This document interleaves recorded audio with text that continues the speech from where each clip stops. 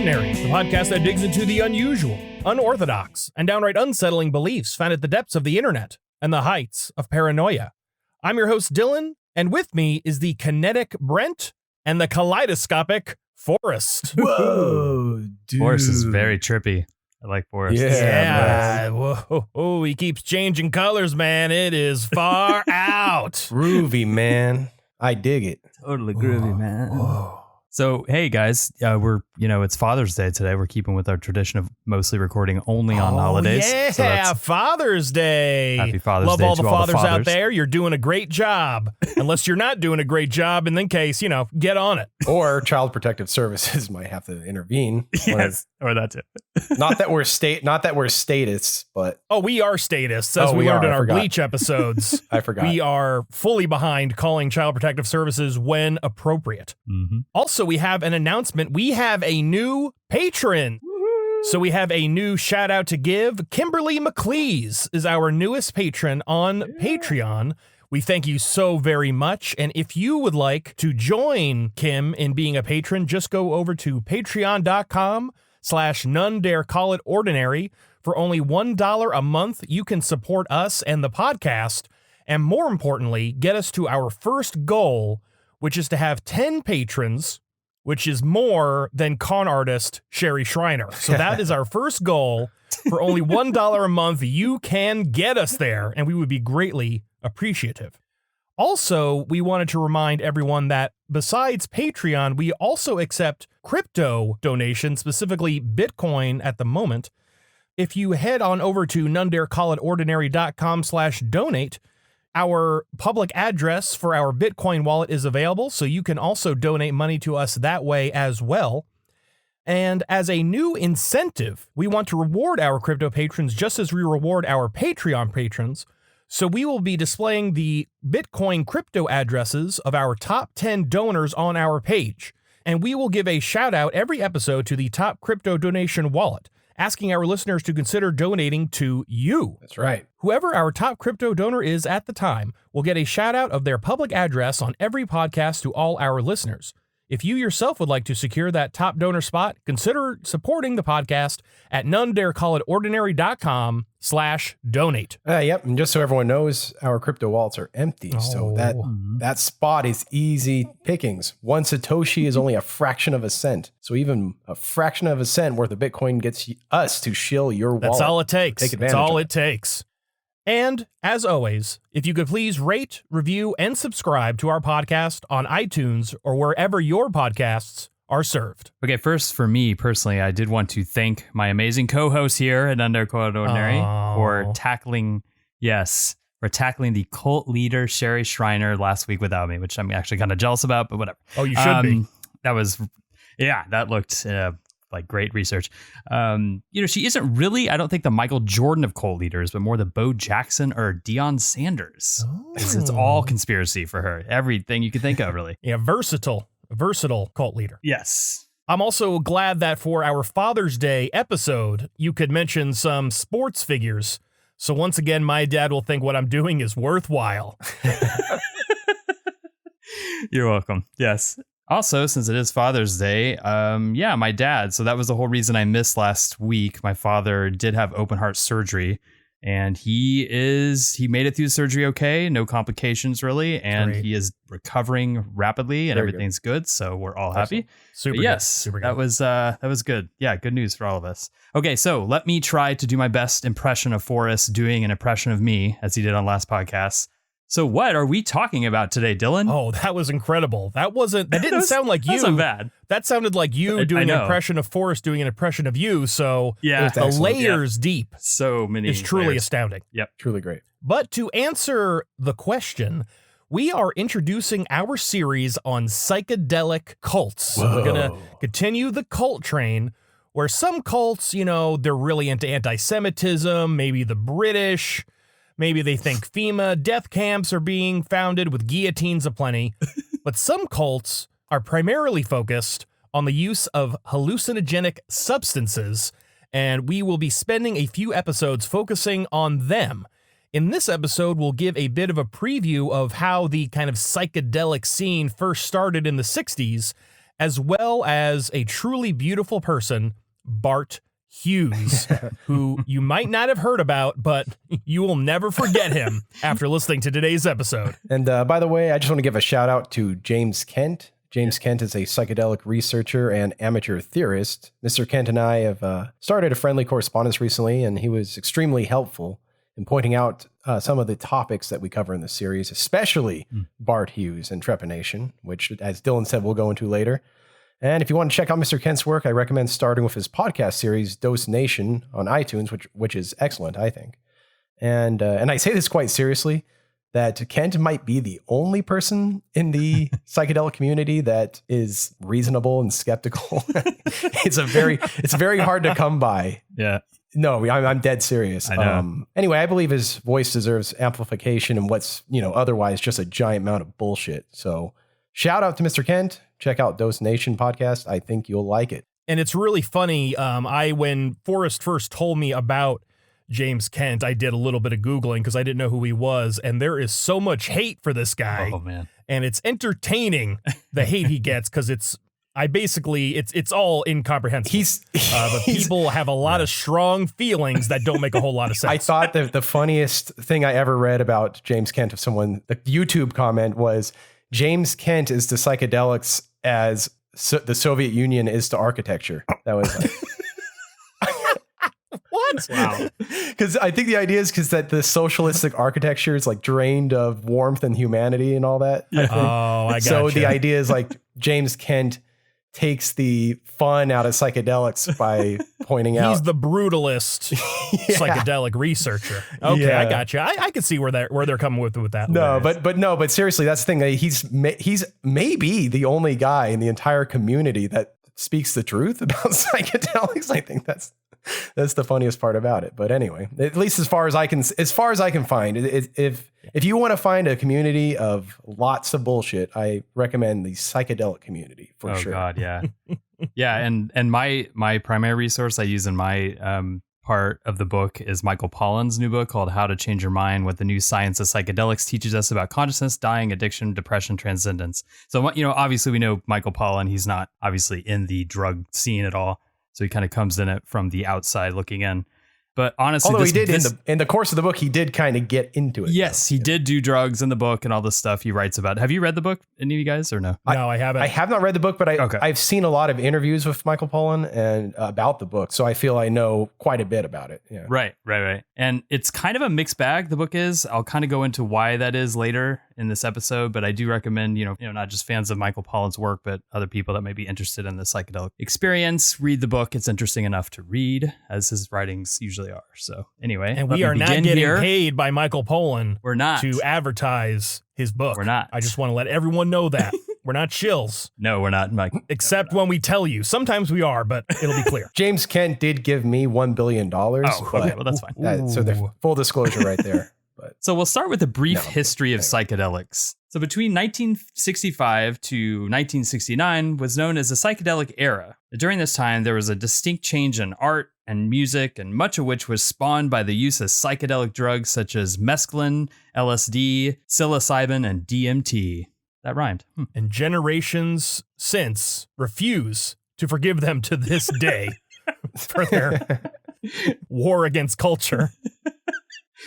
So Michael Pollan writes in his new book, How to Change Your Mind, quote, saying exactly how or what psychedelics contributed to the counterculture of the 1960s is not an easy task. There were so many other forces at work. With or without psychedelics, there probably would have been a counterculture. The Vietnam War and the draft made it more than likely. But the forms of the counterculture took in its distinctive styles of music, art, writing, design, and social relations would surely have been completely different were it not for these chemicals. And this, in my opinion, is why the 1980s sucked ass. Everyone was doing all the wrong drugs. That's why the music was shit and fashion was atrocious. I really take umbrage with this, and I hear this all the time. The 1980s were incredible. Got the Minutemen, Dead Kennedys, Black Flag, Minor Threat, Rites of Spring, Fugazi, Talking Heads. Just to name a few incredible bands. I agree. Those bands are really good. Just because they weren't on MTV doesn't mean they don't exist. Oh, come on. That's true. But there were some god awful bands through the 80s. There were a lot of the glam metal hair bands, Poison, Twisted Sister, Def Leppard. Oh, God, Brent, don't forget fucking Whitesnake. Oh, yes, Whitesnake, of course. A Warrant, that's a great band. Oh. So Dylan and I are clones in many ways, but I think the area where we diverge the most is in our music tastes. Yeah. I mean, I'm sorry, the 80s sucked. It's all about the slow, pretentious prog rock. Yes, King Crimson, Supertramp, the Moody Blues, and most of all, Pink Floyd. I think Dylan and I agree about Yes, though. We do agree about Yes. I do like Yes. I also love King Crimson. King Crimson's one of my favorite bands.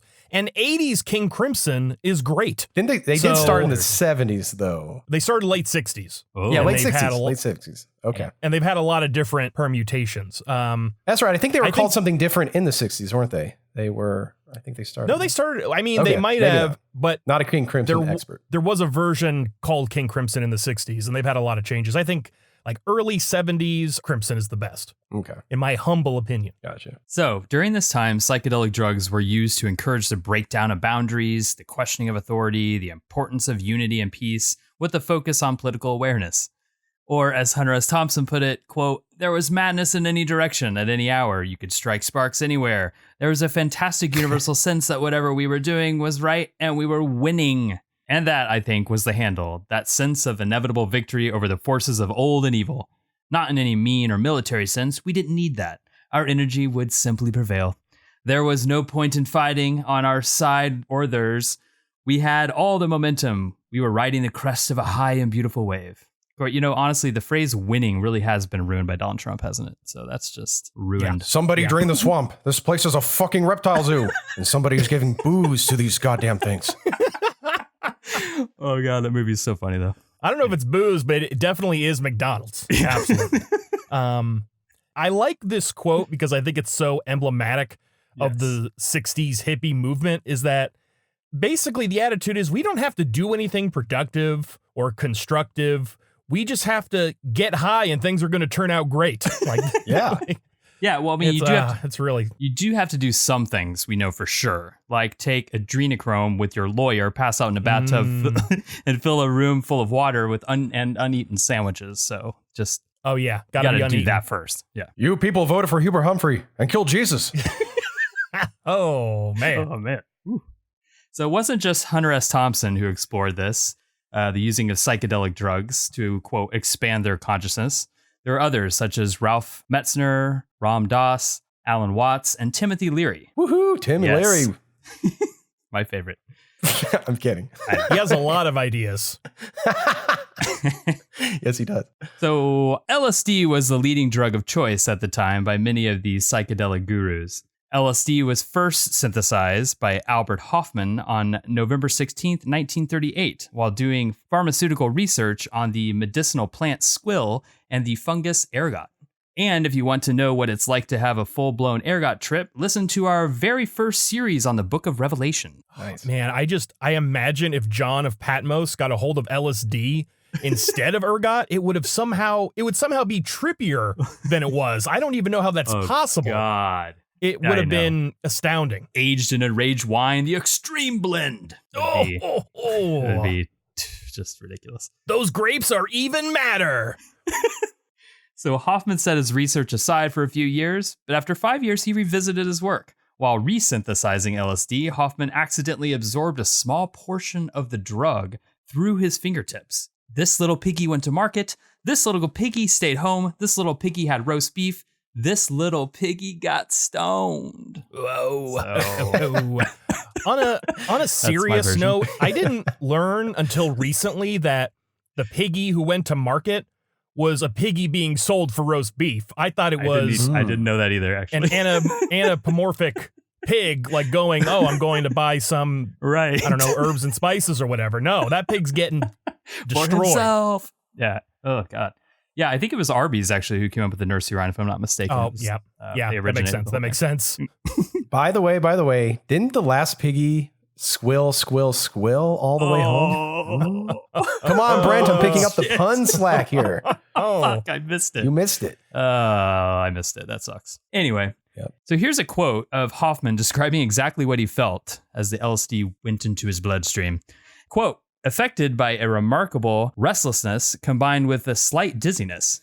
At home, I lay down and sank into a not unpleasant, intoxicated-like condition, characterized by an extremely stimulated imagination. In a dreamlike state, with eyes closed, I found the daylight to be unpleasantly glaring. I perceived an uninterrupted stream of fantastic pictures, extraordinary shapes with intense kaleidoscopic play of colors.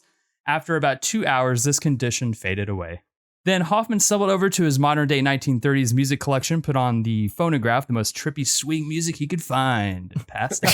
Oh, yeah. So, throughout the 60s, this group of psychedelic gurus evolved into a subculture that used religious and mystical symbolism, which came from the intense effects of the drug. These drug gurus advocated for the, quote, raising of consciousness of the human race, whatever that means. It means getting high. I mean, let's just be honest. That's all they mean. Basically, right? Yeah. By the way, fun fact, salvia expands consciousness for everything except it decreases consciousness of the window you jump out of. That's a big problem. Yeah. But see, if you took enough hallucinogens for us, you would discover the fact that everything is conscious, even the window that you just jumped out of. So that window was just glad to get you out of his consciousness when you jumped out, to your death. But so I am just the universe defenestrating itself. The other thing you lose consciousness of when you take salvia is the will to live. That's another problem. Yes. But we might learn more about that on our first bonus episode if anyone is interested in those kinds of things. Oh, yeah. Ooh, geez. So, quoting from the Wikipedia page on the 60s counterculture, quote, the popularization of LSD outside of the medical world has hastened when individuals such as Ken Kenzie participated in drug trials and liked what he saw. Tom Wolfe wrote a widely read account of these early days of LSD's entrance into the non-academic world in his book, The Electric Kool-Aid Acid Test, which documented the cross-country acid-fueled voyage of Ken Kinsley and the Merry Pranksters on the psychedelic bus Further, and the Pranksters later acid test LSD parties. So basically just sounds like a Monday night to me, but that's, Oh, yeah. That's just me. That's just me. Yeah, you and your capital S science buddies getting down in the lab. Yeah, we do it. Yep. And then go to work the next day. In 1965, Sandoz Laboratories stopped its still legal shipments of LSD to the United States for research and psychiatric use after a request from the U.S. government concerned about its use. By April 1966, LSD use had become so widespread that Time magazine warned about its dangers. Man, even back then, they were the enemy of the people. Oh, yeah. Fuck. True. It's true. In December 1966, the exploitation film Hallucination Generation was released. This was LSD's Reefer Madness, basically. I highly recommend watching the trailer to this on YouTube. It starts with the narrator saying, quote, come join the world of the hipsters, the beatniks, the sickniks, while showing a wild sickniks, Because they're sick. Basically, yeah, people that hang out, downtown Las Vegas. All right. While showing a wild party scene, they continue to show what appears to be a rather enjoyable time, honestly. But honestly, I would totally be in the scene if it was the 60s. Yes. Free love is maybe the best idea ever devised by mankind in all human history. I think it needs to make a comeback. Hey, it works for bonobos. So hey, better than war. Exactly. If that's the decision we have to make, free love or war, okay. In that situation, I'll go with free love. Otherwise, I am admittedly a little skeptical of the concept. Oh, okay. So there are people riding horses in this trailer to the video Hallucination Generation. There's people dancing, making out, flashing their bellies for some reason. And the narrator continues. Okay, so the narrator continues, quote, the experimenters who try anything, stopping only at the outer edge of nowhere. So, yeah. So then after this, we get a flash of a random mask. And the narrator says, quote, this will soothe out all the fear in you, all the hate. A man glares at another man kissing a woman's back while the narrator says, quote, do you know the taste of purple? What color? Oh, wow. What color is the rainbow of passion, the fragrance of madness? So then, it cuts from two people consensually making out on the bed to a scene of a man forcing himself on a woman, then finally cut to a screaming man with blood pouring down his face. So again, for me, another Monday night. So it's just, wow.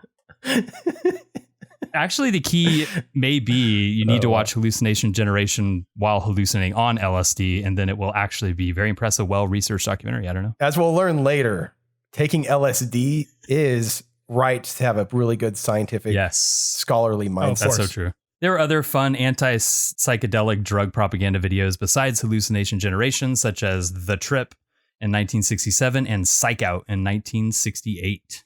Much of the research on psychedelic drugs began in the 1940s and 1950s. However, the 60s did see a heavier experimentation among researchers. Much of the research was conducted at well-respected collegiate institutes such as Harvard University. This is where Timothy Leary led his research team. I would love to see or read an alternative history where the drug revolution happens in the 40s. Wouldn't that be so cool? That's really interesting, actually. Instead, maybe they could have given drugs to like the Nazis, and then it could have been like, oh man, we don't gotta kill Jews, bro. It's fucked up, man. Might have been good. I feel like it would have had the opposite effect. I think it would have been a lot worse. Oh shit, maybe. Yeah, it would have been dark. Really dark. Oh yeah, if it's a bad trip, it would have been a little even worse. Yeah. Would have been worse. So Timothy Leary began his research mostly with psilocybin mushrooms, which was called the Harvard Psilocybin Project. One study of Leary's was known as the Concord Prison Experiment. In this experiment, Leary studied the potential of psilocybin to reduce recidivism in criminals who were released from prison. After these sessions, Leary did a follow-up where he found that 75% of the turned-on prisoners who were released had stayed out of jail. So apparently only horny prisoners are released from jail, I guess. Oh yeah. Yeah, absolutely. I wonder if anyone followed up on the follow-up. I wonder if this is did we just solve recidivism? I bet we did. I bet people have looked into this and it's still true. Solved. Leary believed he had solved the U.S.'s crime problem with this discovery. However, there were many officials who were skeptical of this supposed breakthrough. According to Michael Pollan, quote, when Rick Dovlin of MAPS, which is Multidisciplinary Association for Psychedelic Studies, meticulously reconstructed the Concord experiment decades later, reviewing the outcomes subject by subject, he concluded that Leary had exaggerated the data. In fact, there's no statistically significant difference in the rates of recidivism between the two groups. Boom. So, I knew it. I mean, come on. But also as a reminder, always a good time to drop some statistical knowledge. Always be skeptical of statistical significance. A statistically significant result can still result from a small effect size, so always be on the lookout. Yeah, whatever, Dylan. You're just one voice, by the way, and what you say is statistically insignificant. That is true, but I have a big old effect size. Oh. It wasn't just Timothy Leary who is a big advocate for psychedelics, but also authors Aldous Huxley, who wrote The Doors of Perception, and Alan Watts, who wrote The Joyous Cosmology, who, due to their personal experiences with psychedelics, believe that these hallucinogenic drugs were the mechanisms by which peace could be brought to the entire planet. And this global peace wasn't limited to just Homo sapiens. There were even experiments by scientists in the early 60s with giving LSD to dolphins to try and communicate. So good idea, guys. In fact, there's a fun Vice article on this. Quote, John C. Lilly, a neuroscientist who would spend the peak of his career taking LSD and trying to talk to dolphins. So they introduce him. The article goes on, quote, although Lilly's experiments into dolphin communication were in many ways an ethical and scientific failure, his work had a profound and positive impact on the way we think about drugs, psychology, and interspecies communication. You know, I've always said, give me an 8-ball of Coke and a sloth, and together we will break the interspecies communication barrier. So give it to me. I don't know. I would think you would like drugs to like animal. Oh, that's true. So I think the 8-ball, I would go with a fast animal like a cheetah, so you can get more on its level and know what it's like. I think, by the way, this would make a great television series. We can call it Tripper. It's about a friendly dolphin on acid. Only, unlike Flipper, he doesn't save the day because he's too busy waking and baking. And you know that dolphin would be like a sexual predator raping humans left and right. Scariest thing ever. God. But also a good show for Nick at Night. So Nick at very night. Very late at night, I think. Extremely late at night. So Timothy Leary was dead set on bringing more organized general awareness to the public than a lot of others. He spoke with the Senate committee in Washington regarding these issues. He also suggested that colleges and universities implement laboratory courses in psychedelic research. He stated that these courses would, quote, end the indiscriminate use of LSD and would be the most popular and productive courses ever offered, end quote. So, okay, students, go ahead. Yeah, okay, students, go ahead and set up your Bunsen burners and organize your graduated cylinders. Now open up your lab workbooks and everyone take out that little tab on the blotter paper on page 74 and put it on your tongue. Okay, good. Does your lab partner now have cat eyes and snakes for hair yet? Okay, perfect. Now it's time to have that most productive course ever offered. Jesus Christ. Oh my God. All joking aside, I got to be serious. This is super unprofessional and dangerous. Mm-hmm. Clearly, crystal meth is behind the most productive courses ever offered. I mean, obviously, that is the route to take. You just don't stop studying. That's if I was going to brand crystal meth, that's what I would call it. Just don't stop studying. Quoting from the same Wikipedia article, quote, although these men were seeking an ultimate enlightenment, reality eventually proved that the potential they thought was there could not be reached, at least in this time.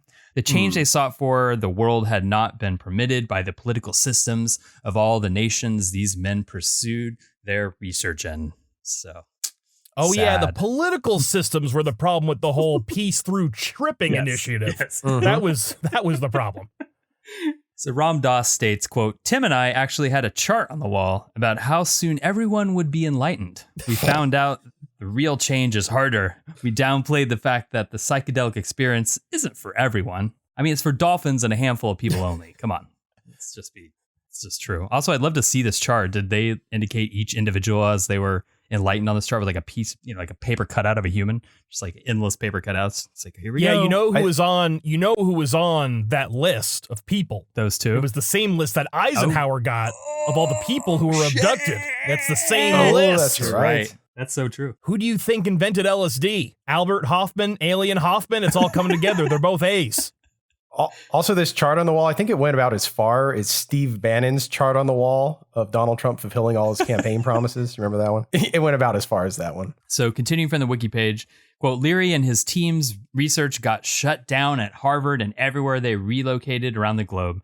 Their outlawish behavior and aggressive approach with these drugs did not settle well with the law. Officials did not agree with this chaotic promotion of peace. I mean, I personally prefer my peace without the chaos, but to each their own, I guess. I don't know. Yeah, they're good, but they're chaotic good. Yeah.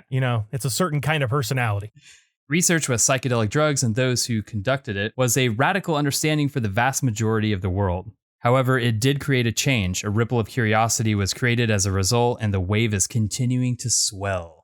Actually, that last part of the wiki article did remind me of the rest of that Hunter S. Thompson quote that I quoted earlier, which says, quote, so now less than 5 years later, you can go up on a steep hill in Las Vegas and look west. And with the right kind of eyes, you can almost see the high water mark, the place where the wave finally broke and rolled back. And, guys, I don't know if you know this, if you go on a steep hill in Las Vegas, look east with the right kind of eyes, usually teary due to allergies and all kinds of fucking dust, you can almost see the high water mark. The place is called Lake Mead and it's drying up. Why do we live here again, Forrest? I don't know. So we should probably move. And it's not a high water mark anymore. It's a very low water mark. A low water mark. It's Lake Mead has a farmer's tan. Yeah. What it looks like. Exactly right. So now that we've discussed the abridged history of the psychedelic era, the stage is set for how these drugs can give you the answers to the universe. But it isn't just as easy as taking hallucinogens. No, you need to dig a little deeper, literally. Anyway, Forrest can explain, so there you go. Yep, we're going to talk about the curious case of Bart Hughes. So if there was ever a man who wanted to drill into your head the importance of the psychedelic experience, it was Bart Hughes. Who is Bart Hughes? According to a May 1998 article from the Enemy of the People Illuminati shills at the Washington Post, quote, the father of the modern Trepanation movement is a Dutch librarian named Bart Hughes, considered a genius by his followers, and featured in a new documentary, A Hole in the Head. He came close to being Dr. Bart Hughes, he says in the film, but Amsterdam University refused to give him his medical degree because of his advocacy for marijuana use, end quote. By the way, Hughes actually named his daughter Maria Juana, or just marijuana, as there's conflicting reports on this. Either way, great name to give your kid, right? Perfect. Yeah, not scarred at all. I did find a website with slang terminology for psilocybin. One was Silly Billy, like with the P-S-I-L-L-Y, Silly Billy. I would actually have respected Hughes more if he would have went with that name instead, but that's fine. Yeah, that's much more creative than Maria Juana or whatever. Also, I was thinking about our music discussion we were having earlier, and there's rockabilly and there's psychobilly. Why not a silly billy? Why not a psychedelic rockabilly music? It fits perfectly in here. Yeah, sounds good to me. Why not? Also, one thing you didn't mention, another reason Bart Hughes did not get his medical degree was because of his advocacy for not going to class. Oh, just that small thing? Well, that was that was big oversight there. So what is trepanation, you might ask? The article continues, quote, the word trepan comes from the Greek trepanon, meaning a borer. According to John Virano, a professor of anthropology at Tulane University, trepanation is considered the oldest surgical practice, still performed medically worldwide and ceremonially by some African tribes today. Recently, a trepan skull found in France was estimated to be about 7,000 years old. I already have, honestly, guys, a little trepidation about this trepanation. Sorry. You should, considering a real super fan of trepanation was Jeffrey Dahmer. Big fan of it. But not for himself. Big fan to give it to other people. All right. Quote, in Europe in particular, there has long been an association of trepanation with the liberation of evil spirits. That comes from ideas in medieval Europe, says Virano, one of the country's foremost scholars on the subject. Medieval painters, such as Hieronymus Bosch, depicted trepanation, though Bosch's The Operation for the Stone, The Cure of Folly, seemed to be the artist's commentary on quackery. Oh. That's cool. I do like Bosch's most famous painting, was it The Garden of Earthly Delights? Well, if you like that, Brent, I suggest you check out more in his quackery painting series, such as The Prana of Breatharian Delights. I think that's... I will. Thank you. One that's that, perfect. Just a bunch of clones of Wiley Brooks and all sorts of weird continuations, like Diet Coke turning into Liquid Light, you know. It's real creepy. Exactly. Continuing, trepan skulls are frequently excavated by archaeologists, and many have several holes, often several centimeters wide, indicating that trepanation was successful and the patient survived. Superstition was not the only reason for trepanations. It was also performed to relieve pressure on the brain caused by injuries. Hippocrates endorsed trepanations for light head wounds. I love how the bar for success for trepanation was mere survival. They lived. And so, hey, it's good. We did it. It is the oldest surgical practice, so give them a little slack. Okay. Quote, some experts also believe that the procedure was intended to cure ailments from headaches to epilepsy to insanity. Medical trepanations are still done today to relieve pressure on the brain, but the bone is usually replaced. Sellouts. Lame. All right. So, which is, as we'll find out, a little different than what we're going to see here. So, all right. So, Earth apes have been drilling holes into their head for a very, very long time.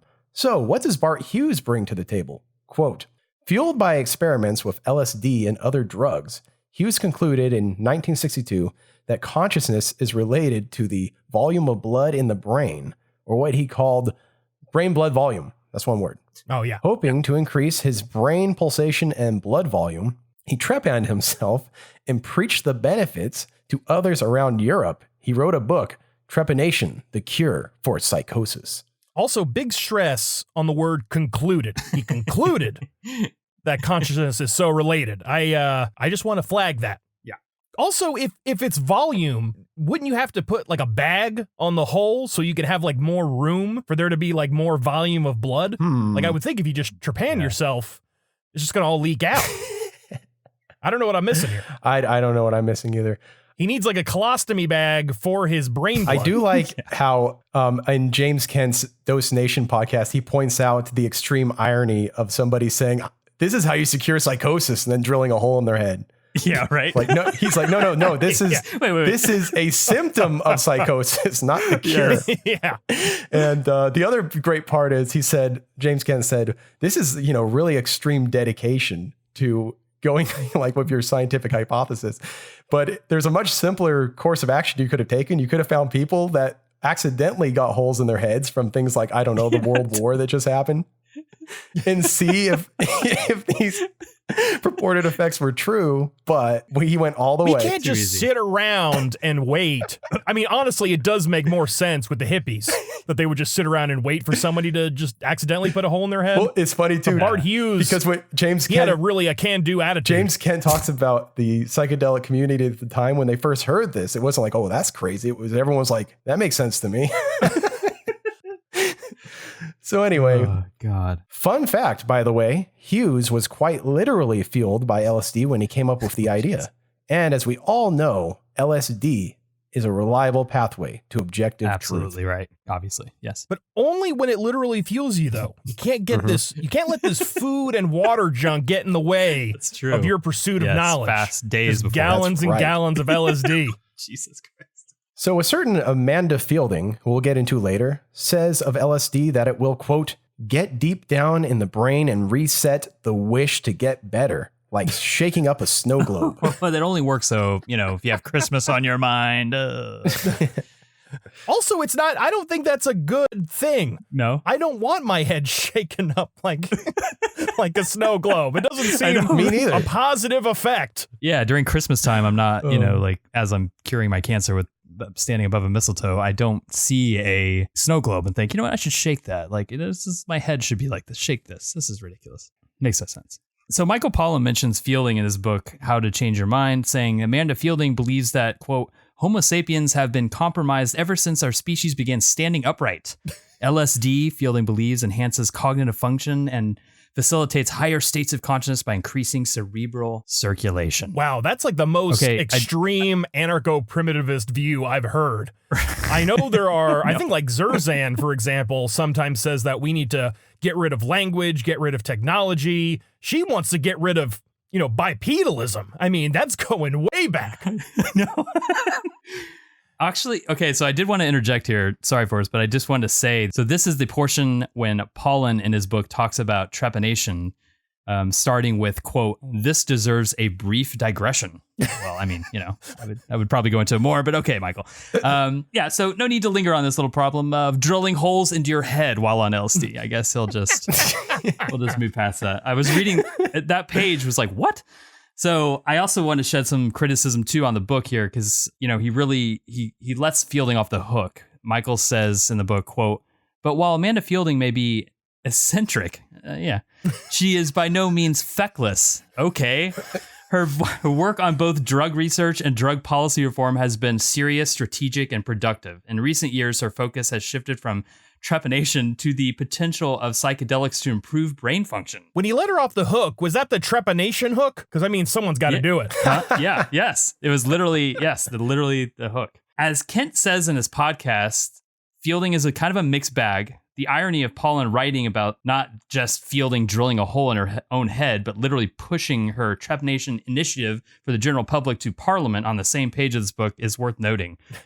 Maybe Pollan started drilling holes into his head. Yeah, I don't know what's going on with Michael Pollan. Actually, well, here's the thing. I saw some interviews with Amanda Feilding, and she actually comes across as very articulate, very bright. Yeah, Kent talks about her in that way. No, it's I think in the same podcast, Kent even talks about where he says, she's a wonderful person, and I've met her a few times, but I can't help it every time. I can't help that every time I see her. I think she drilled a fucking hole in her head. It's like, oh, okay, I gotta keep that in mind. You gotta be fucking crazy. So anyway, Hughes' top disciple, Joseph Mellen, had this to say about how LSD affected him in his book, Borehole. Quote, I felt brilliant, godlike, able to understand everything. Okay. Now I knew what eternity meant. Time seemed to stop and still everything was moving. I was ecstatic. I kept eating sugar lumps. I could feel that this was the energy I needed to get round this universe in my brain. All right, so that sounds pretty amazing, right? Not so fast. It isn't the case that all reports of LSD are quite so awesome. Take this example from a Vice article called My Hellishly Bad Acid Trip and What I Learned in the Aftermath. Quote, I experienced the most hellish hallucinations. It was like being trapped in a nightmare. I closed my eyes, but I couldn't escape. All I could do was wait it out and remind myself that this state was only temporary, but it felt like it lasted for days and I was barely clinging onto my sanity. It was like the drug had latched onto my fear and panic and was churning out reflections of it. I had created my own private hell and saw my fears come to life, some that I didn't even know I had. So I saw a valley filled with visions of the most horrific things I could possibly think of. The visions were strangely one-dimensional, as if I had looked up on Google Images what a stereotypical bad trip would look like. I saw masked men with weapons staring at me dead in the eyes, dead bodies and puddles of blood, animals being killed. Okay, so anyway, here's the thing. Whether or not you have a good or bad trip, all we know for certain is that if you're going to solve a deep scientific problem that requires sobriety of thought, skepticism, and objectivity, then, in Paul Potter parlance, obviously taking hallucinogens is the way to go. Oh, yeah. Oh, yeah. Yeah, you have to free your mind from the tyranny of thinking straight to solve, to really solve any of these complicated questions of life. So, plus psychedelics, they turn you into the perfect artist. Oh, that's which right. is we all know is what is needed yes, to finally figure out how to make a UFO. So to those of us that might find all this psychobabble that emanates from the mouths of LSD cultists to be somewhat childish, well, that's the point. As John Mitchell writes in his book, Eccentric Lives and Peculiar Notions, which is a good podcast name, by the way, quote, the higher state of mind he sought was that of childhood. Babies are born with skulls unsealed, and it is not until one is an adult that the bony carapace is formed, which completely encloses the membrane surrounding the brain and inhibits their pulsations in response to heartbeats. In consequence, the adult loses touch with the dreams, imagination, and intense perceptions of the child. His mental balance becomes upset by egoism and neuroses. Unseal your skull is also a good bumper sticker, or even better, put it on a trucker hat. That would be. Ooh, yeah. Great. Yeah. It would also be a good Parliament Funkadelic album, Unseal Your Skull and Your Mind Will Follow. Nice. Perfect. So continuing the quote, to cure these problems, first in himself and then for the whole world, Dr. Hughes returned his cranium to something like the condition of infancy by cutting out a small disc of bone with an electric drill. Experiencing immediate beneficial effects from this operation, he began preaching to anyone who would listen to the doctrine of trepanation. By liberating his brain from its total imprisonment in the skull, he claimed to have restored its pulsations, increased the volume of blood in it, and acquired a more complete, satisfying state of consciousness that grown-up people normally enjoy. The truest enlightenment is to basically just be Krang from Teenage Mutant Ninja Turtles. A brain with no skull at all. I mean, man. He reached And pure yeah, you know enlightenment. what? Forget the free the nipple movement. Let's get free the brain trending. Hashtag free the brain. Do it now. Man, I you're right, Brett. Krang is the ultimate in the free your brain movement. That's the end goal. Yep. Yeah, the next step is you'll build a giant man and you'll live inside his belt. Yeah. Krang was a genius. So continuing the quote of Mitchell, the medical and legal authorities reacted to Hughes's discovery with horror and rewarded him with a spell in a Dutch lunatic asylum. Oh, that's nice. Oh, man. Tough. Yeah, the problem, though, is that he probably thought they were literally casting a spell on him. And so I think he didn't fully understand That's true. how to deal with that situation. What are you talking about? He was in a purely sober and skeptical frame of mind necessary for doing intense scientific research, Dylan. Oh, I know, because he was right. They were just trying to cast a spell on him. That's I what see. I'm saying. Okay. He could was see, right. Got it. see through the ruse So of medicine. Hughes' lover, Amanda Feilding, who we talked a little about earlier, actually filmed her own self-trepanation in a 1970 documentary called Heartbeat in the Brain. John Mitchell writes of the film, quote, at one showing in London, a film critic described the audience dropping off their seats one by one like ripe plums. Yet, it was not designed to be gruesome. The soundtrack is of soothing music, and the surgical scenes alternate with some delightful motion studies of Amanda's pet pigeon, Birdie, as a symbol of peace and wisdom. I hate all these people. I do too. This film should just be repackaged as an avant-garde horror film because it actually might do well at Sundance. I don't know. Yeah, found footage, like a found footage thing. Says Feilding of administering the procedure, quote, I was trained as a sculptor, so I thought, I spend all my time making holes in objects. I might as well make one in my own head. Might as well. Yeah. Why not, She's not a pothead, really. She's more of a pottery head. Yes. Yes. The documentary appears to be lost for posterity, but some footage of the self-procedure can be seen in the 1998 documentary, A Hole in the Head. So who is Amanda Feilding and how did she come to hook up with Hughes? Tim Adams of Enemy of the People fake news The Guardian writes, quote, her first experience with LSD was nearly her last. An acquaintance spiked some coffee she was drinking with a massive dose, and she spent 3 months recovering from the psychic wound in a little hut. Yeah, coffee with sugar, creamer, and LSD is not a fun way to wake up in the morning. Nope, especially when you don't know what's in there. Right, and massive amounts, yes. She was eventually persuaded out of the hut to a party at which Ravi Shankar was playing in London. It was there that she met Hughes, who not long returned from Ibiza, where he'd been making his own LSD. Ooh, DIY LSD. Of course, that's how you know it's organic. Mm-hmm. Hughes was a man after her own seeker's heart. He had been, she suggests, the top medical student in the Netherlands. Then, she says, he called his daughter marijuana and trepanned himself, and inevitably they failed him on his finals. I'm gonna have to agree on the inevitable there. Continuing the Guardian article, the day after they met, they started their hallucinogenic romance. As Feilding explains this former life in digressive fits and starts, fretting a little that she is saying too much, she leads me through the Twilight Garden over well-trodden stepping stones, pointing out a pond she dug based on sacred geometries with a half-submerged colonnade as if from a forgotten civilization. Wow. So, Trepanation devotee and future boyfriend of Feilding, Joseph Mellen, also performed a self-trepanation, but it wasn't pretty. John Mitchell writes, quote, Joey's first attempt at self-trepanation was a fiasco. He had no previous medical experience, and the needles he had brought for administering a local anesthetic to the crown of his head proved to be too thin and crumpled up or broke.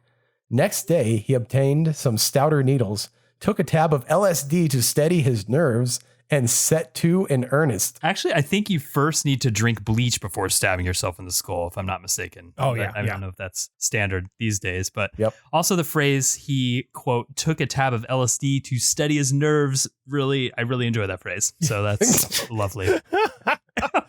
Why would you my guess is it was a way to force himself to do the procedure quickly. So he took the LSD and was like, I better hurry up or I'm going to have to do this while I'm actually high on LSD. So it just made him speed up. It was a good motivating force. Yeah, exactly. True. Also, just the word fiasco as applied to failing at this kind of procedure. A fiasco is when, oh no, I didn't order enough pizza for the party. That's a fiasco. And it's a little hectic. Mm-hmm. Not when you're trying to drill a hole in your head and you fail. That's at least a step above fiasco, I've got to say. No, Mitchell is actually very kind in his descriptions, but even then, yes, he can't escape the insanity. So we're going to continue. First, he made an incision to the bone and then applied the trepan to his bared skull. But the first part of the operation, driving the spike into the bone, was impossible to accomplish. Joey described it as like trying to uncork a bottle from the inside. He realized he needed help and telephoned Bart in Amsterdam, who promised he would come over and assist at the next operation. This plan was frustrated by the Home Office, which listed Dr. Hughes as an undesirable visitor to Britain and barred his entry. Oh, man. As Forrester said, it's like he's so nice. The British people they're just really nice. Undesirable visitor rather than a drug-crazed lunatic who drives spikes into his skull. That's much I think that's just nicer. their general, because I believe they listed L. Ron Hubbard with that status at one point as well, undesired visitor. Oh, okay. Nice. They like being diplomatic about it. So, quote, Amanda agreed to take his place. Soon after her return to London, she helped Joey reopen the wound in his head and, by pressing the trepan with all her might against his skull, managed to get the spike to take hold and the saw teeth to bite. Joey then took over at cranking the saw. Once again, he had swallowed some LSD. After a long period of sawing, just as he was about to break through, he suddenly fainted.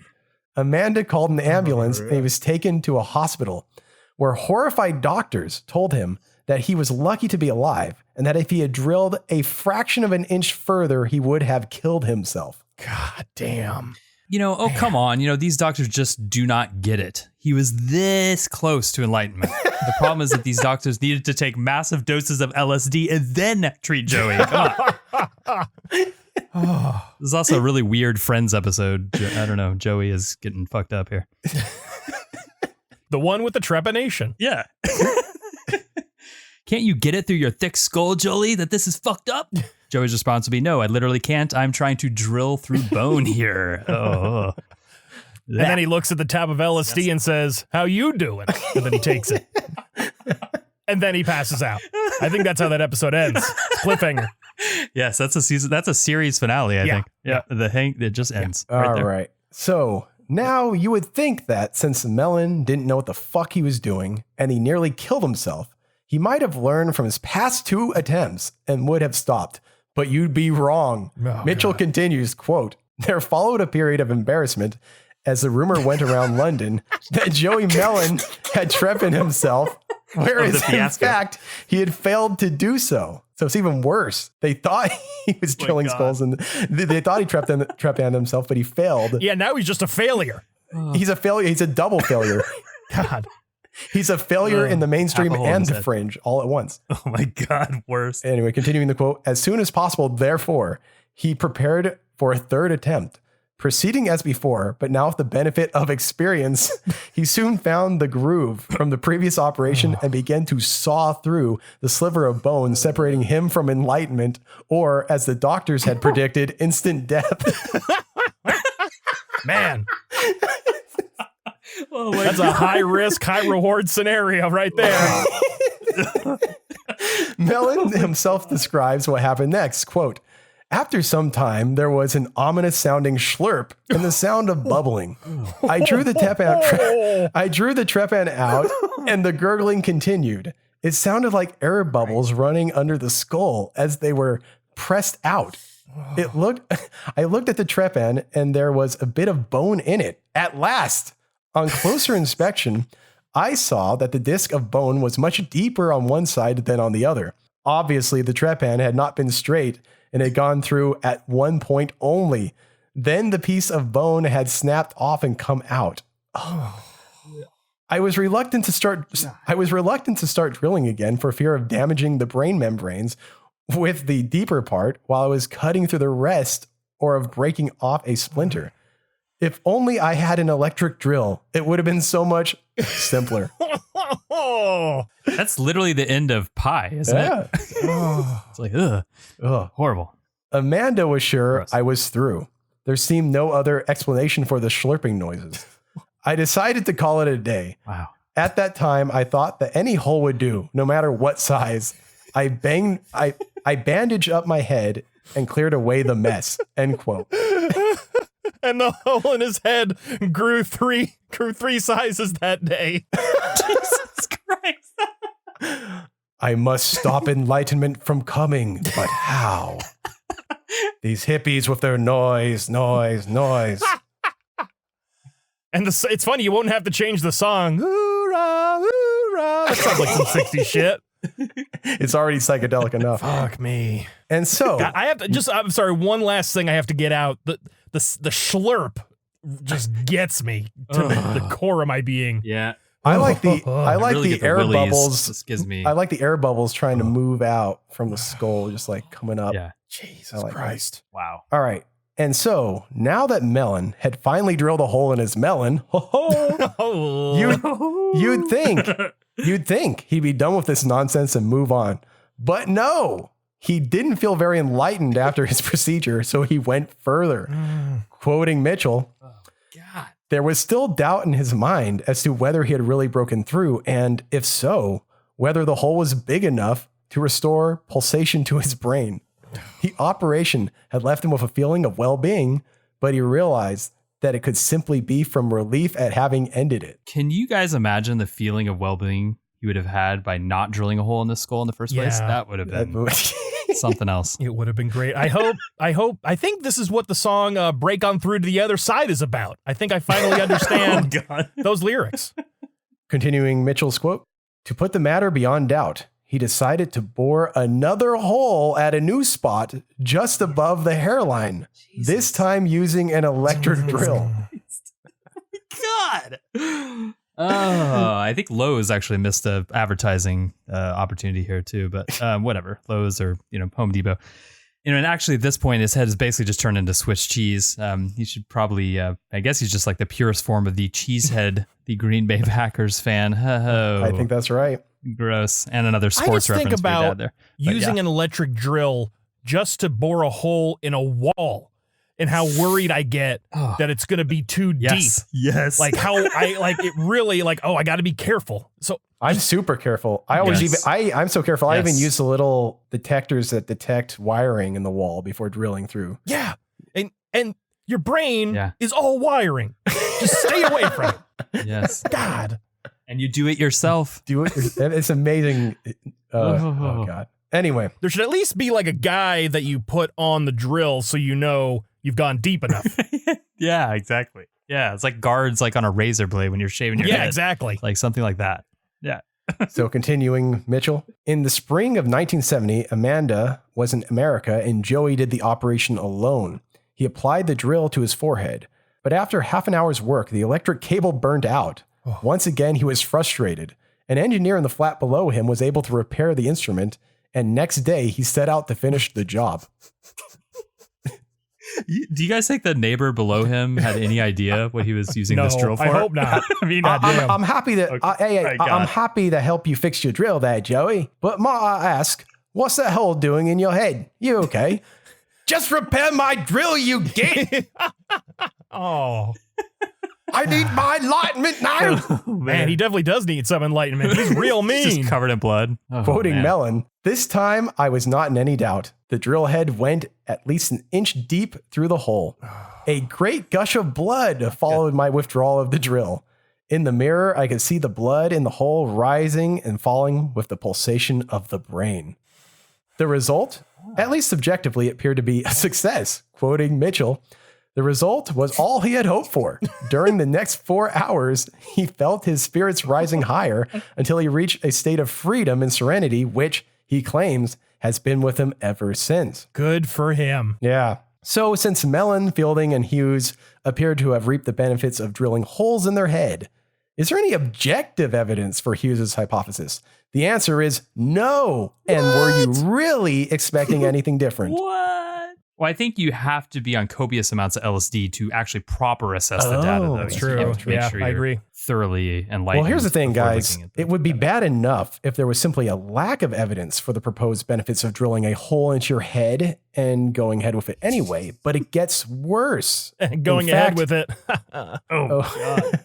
Yeah, I thought that too. In fact, Hughes's hypothesis has been falsified. As the Guardian article on Feilding reports, quote, I wonder if any of the research she has done with Imperial College has vindicated Hughes' original blood-brain notion. She admits it has not. When she helped to lead the first brain imaging study with LSD, the scans did not reveal the increase of blood supply she had been expecting, though they did show a decrease in what she calls the condition reflex mechanism, the controlling effects of the ego. The principal investigator in the study, Robin Carhart Harris at Imperial, subsequently suggested that blood flow was probably, quote, a little bit of a sideshow. The brain doesn't fundamentally work through flowing blood, that's part of it, but we know that the function is electrical. So why don't we measure the electrical signals? Oh. And I do want to say, by the way, props to Feilding for being the second person after Neil Adams in None Dare Call It Ordinary history to admit they might be wrong. So a round of applause for Miss Feilding.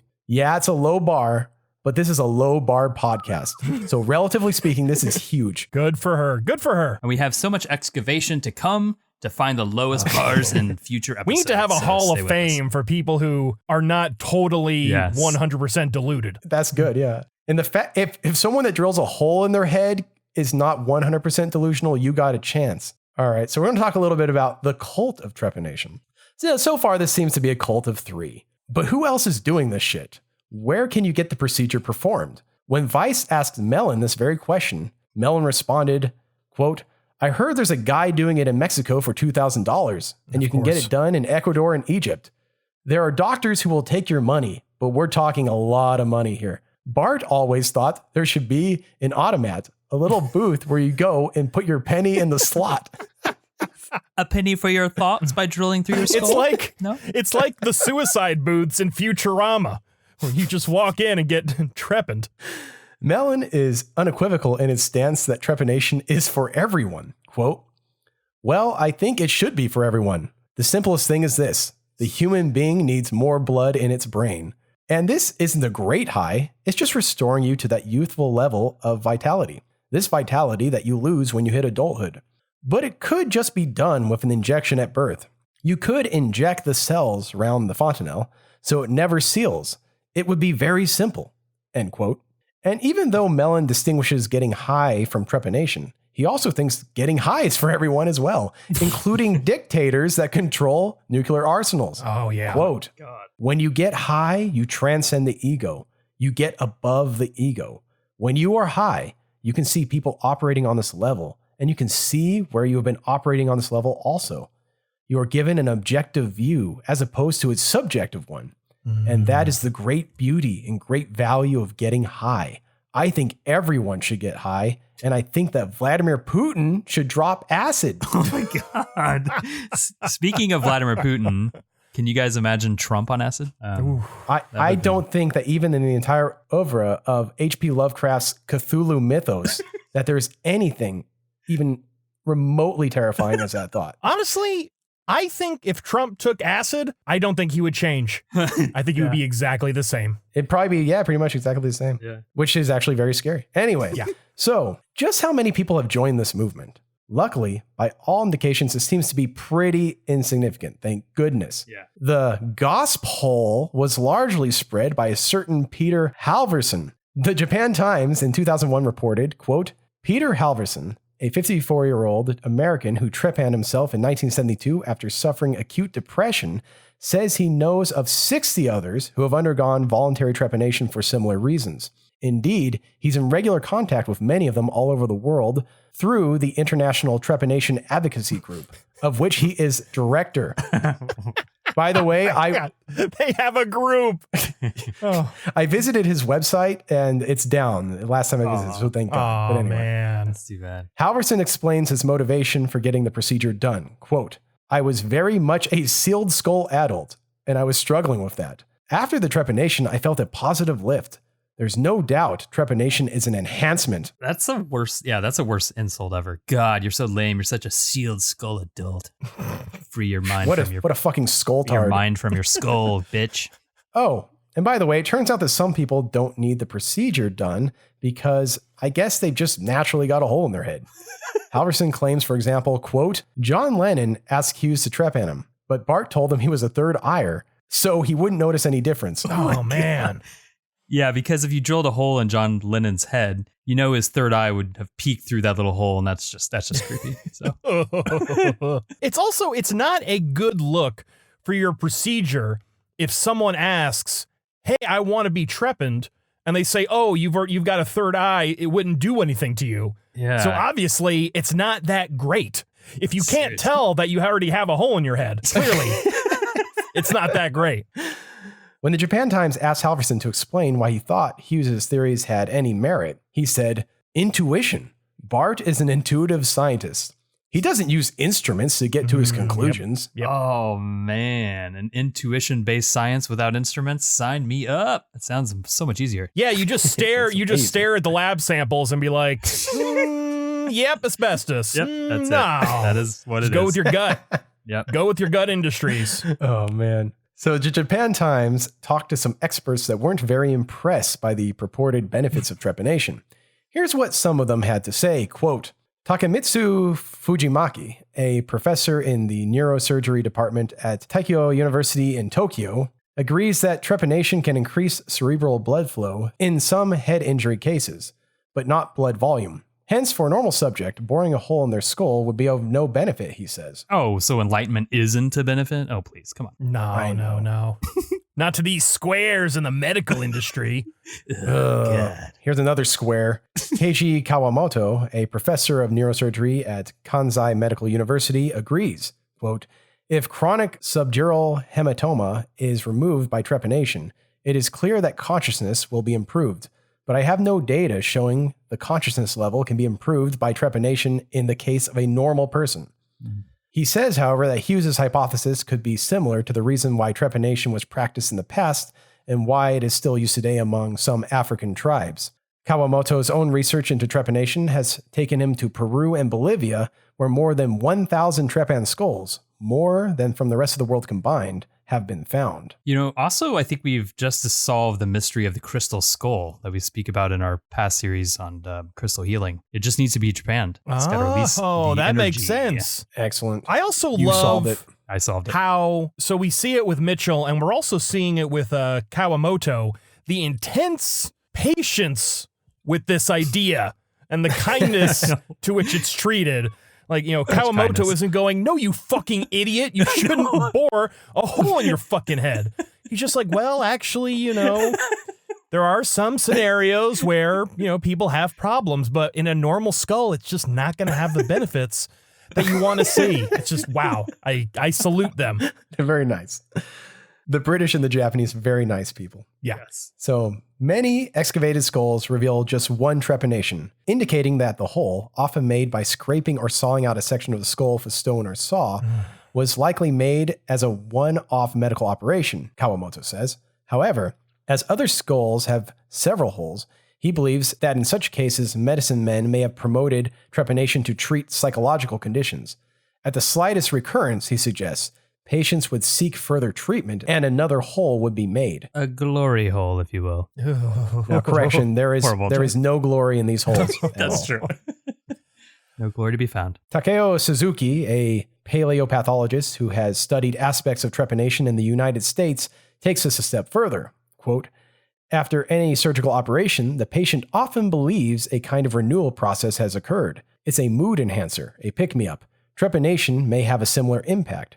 It could be that thousands of years ago, such a hypothesis was put forward by the chief of a tribe, and it caught on, says Suzuki, who is also a vice director of Tokyo Metropolitan Institute of Gerontology. So, for the most part, experts seem to think that ultimately what's going on is that people are simply drilling holes in their head and benefiting from a placebo effect. But since we're fair and balanced here at None Dare Call Ordinary, we'll give trepanation enthusiast Tom Wargo the last word. Quote, some people look at it as just drilling a hole in the head.